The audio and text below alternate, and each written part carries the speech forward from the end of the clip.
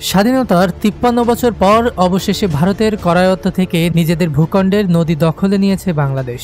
কোদলা নামের ওই নদীটির প্রায় ৫ কিলোমিটার এতদিন ভারতের দখলে ছিল, তবে সেখানে বর্তমানে নিজেদের কর্তৃত্ব প্রতিষ্ঠিত করেছে বিজিবি।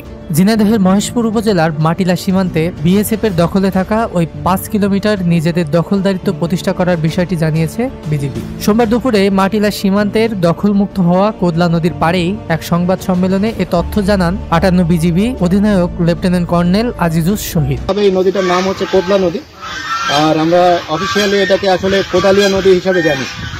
এই নদীটা নিয়েই আপনাদেরকে এতক্ষণ আমরা ব্রিফ করেছি। আপনারা আশা রাখি আমাদের স্থানীয় যারা আছেন তাদের সাথেও আপনারা কথা বলেছেন। এই নদীতে আগে যেটা হতো যে বাংলাদেশি কোনো নাগরিক যদি এই নদীর কাছাকাছিও আসতো বা নামার চেষ্টা করত, তখন আমাদের প্রতিপক্ষ কর্তৃক তারা বাধাপ্রাপ্ত হতো, যেটা গত কিছুদিন ধরে আমরা এটাকে উতরিয়ে এসেছি। বর্তমানে এই নদীটা যেহেতু বাংলাদেশের সীমান্তের অন্তর্ভুক্ত, এখন এই নদীতে পুরো আধিপত্য এবং নদীর পুরো অধিকার যেটা সেটা আমরা প্রতিষ্ঠা করেছি।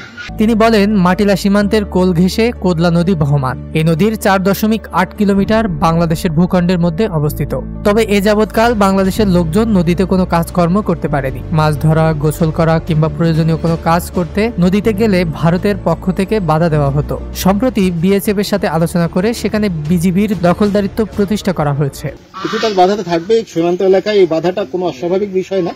তবে বাধা বা বিপত্তি যাই হোক না কেন, সেটাকে আমরা উভয় পক্ষের মধ্যে সমঝোতার প্রেক্ষিতে আমরা কিন্তু এটাকে সমাধান করতে সক্ষম হয়েছি। এখন থেকে বাংলাদেশের মানুষ নদীর সবকিছু ভোগ দখল করতে পারবে।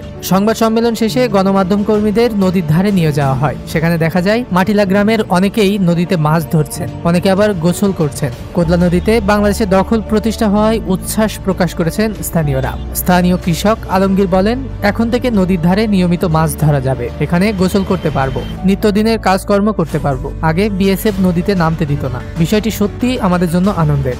ডেস্ক রিপোর্ট, দৈনিক রানার।